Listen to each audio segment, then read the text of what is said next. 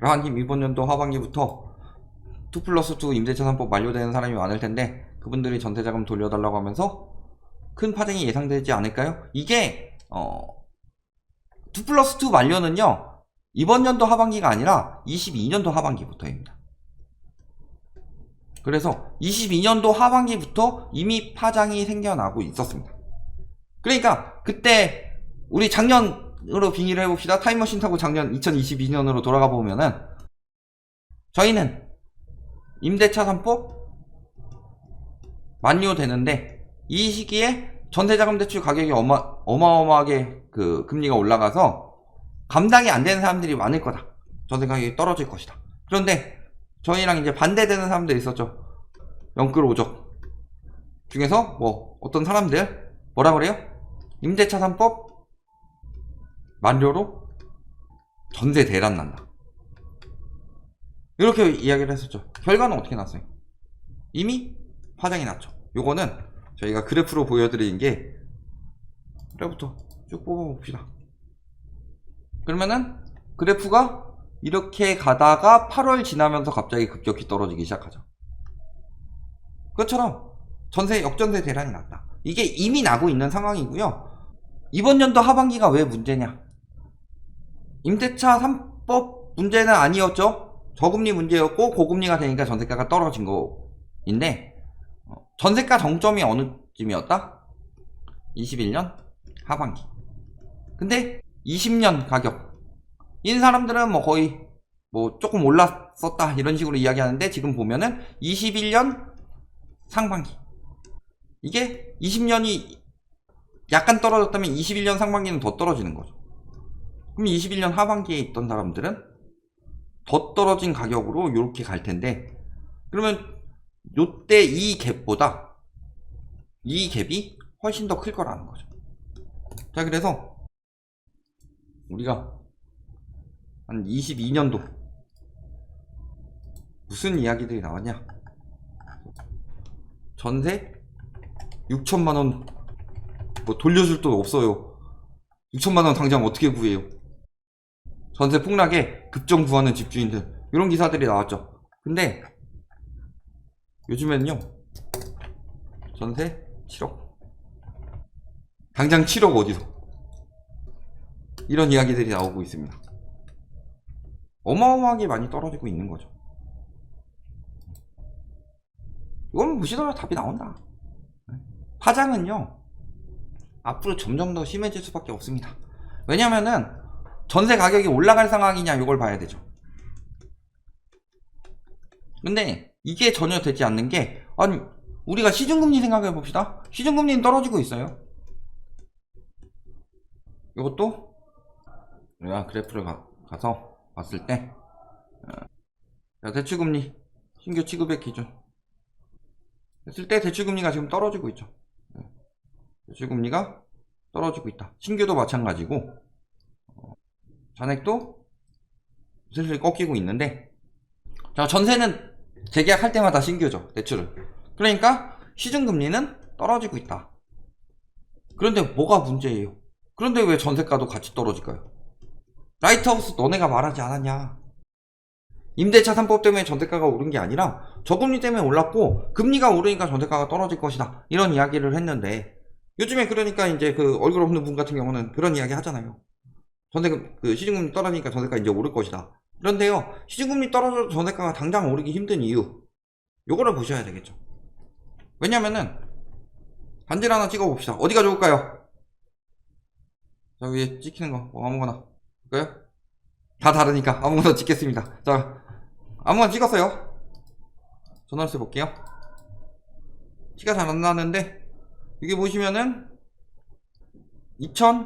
코로나 이전까지만 하더라도 4억대였던 게 지금 아직 6억대가 나오고 있죠. 다른 데 찍어볼까요? 자, 요것도 봅시다. 자, 원래 6억대, 5, 6억, 6, 7억 막 이렇게 하던 게 지금 막 8, 9억 나오고 있죠. 그러니까 코로나 이전에 기준금리 1.25 5%일 때, 그리고요 코로나 이후 지금 기준금리 3.5%일 때, 물론 그동안에 뭐 소득이나 뭐 늘어난 것도 있겠지만 그럼에도 불구하고 아직도 한 1, 2억가량 더 높게 나오고 있다는 소리예요, 전세 가격이. 그렇다는 것은 기준금리 요 부분이 반영이 안 되었다는 소리죠, 다. 그러니까 말씀을 드리는 거예요. 전세 가격이요, 왜 금리가, 시중금리가 떨어져도, 기준금리가 조금 떨어지더라도 전세 가격이 왜 더 떨어질 것이냐, 그때 그걸로 확 올려놨는데 지금은 대출이 디레버리징이 되고 있는 상황이에요. 그래서 전세의 위험성은 커졌는데 금리 반영이 전세 가격에 다 안 됐다. 왜? 전세 올리는 건 빨리 올릴 수 있어요. 왜? 집주인들 배째라 하면 돼요. 전세가 되게 더러운 제도인 게 뭐냐, 자, A라는 집이 있어요. 제가 집주인이라고 해봅시다. 여기서 전세가 한 5억 정도 하고 있었어요. 여기 B라는 사람이 전세 5억에 살고 있었어요. 근데 막 전세가 올라간다고 이야기를 해서요, 전세가 한 7억까지 올라가요. 그럼 7억에 매물을 내놔요, 이 A라는 사람은. 그런데 7억에 들어올 수 있느냐? 못 들어온다. 그러면 B가 나가든가 B가 올려주든가 해야 되죠. 근데 B도 올려주지도 못하고 돈을 받아서 나가야지 이사갈 수 있는 상황이에요. 그러면은 다음 세입자 들어올 때까지 기다리라고 해요. 그냥 안 돌려주고 뻐기면 돼. 그래서 결국엔 막 올려서 받아낸다. 이게 가능하죠? 근데 반대로 다시 7억에서 5억으로 떨어지는 상황이다. 돈 없어, 배째. 내가 여골세를 줄게요. 그나마 양심적인 집주인들은 여골세를 제한을 하고, 비양심적인 집주인들은 돈 없다 그래요. 다시 7억에 들어올 때까지 전세금 못 돌려준다. 이런 식으로 버팅기는 사람들도 있죠. 그런 것까지 따져보면요, 전세 가격 올라가는 것보다 당연히 떨어지는 속도가 느려요. 집이 아예 거래가 되는 거지만 전세는 채권이기 때문에 돈을 갚아야 되는 것이기 때문에요, 전세 가격 하락은 천천히 일어나요. 그러니까 결국에는 떨어지는 속도가 늦어요. 늦어진다는 것은 정상적으로 가격이 떨어질 때까지 굉장히 시간이 길어진다는 소리죠. 그래서 하반기에 전세금 임대차 3법 만료되는 사람들 많은데 하반기에 큰 파장이 예상되냐? 물론 파장은 있을 겁니다. 왜? 고점에서 더 많이 떨어지는 상황이기 때문에. 그러면은 두 번째로, 전세금이 다시 올라가면 파장이 적지 않겠느냐? 전세금이 올라갈 가능성은 높지 않다.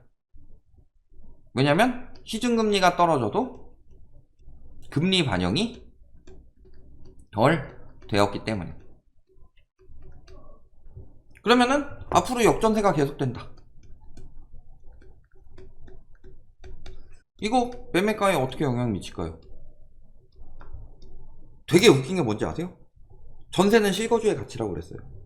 집값이 올라갈 때, 전세가 올라갈 때 많은 사람들이 뭐라고 그랬냐? 전세 가격은 실거주의 가치래요. 근데 전세 가격은 실거주의 가치가 아니죠. 왜냐면은 MB정부 때부터 전세자금 대출이 들어가면서부터 전세 가격에도 거품이 붙기 시작했다 그랬는데, 항상 분석할 때 전세 가격이 실거주의 가치고, 전세 가격이 올라가니까 집값은 올라갈 것이다. 근데 지금 전세 가격 떨어지는데 그런 이야기 하는 사람 있나요? 전세 가격 떨어지고 있는데 언론에서는 집값이 바닥이다, 바닥 찍었다, 반등할 것이다. 전세 가격 계속 떨어지는데 뭔 말 같지도 않은 소리예요. 그래서 전세 가격 떨어지는 거 영끌보다 사실은 더 영향받는 사람들, 역전세로 인해서 피해보는, 터지는 다주택자들. 다주택자들 앞으로 점점 더 터질 거예요. 역전세가 점점 더 커질 거니까.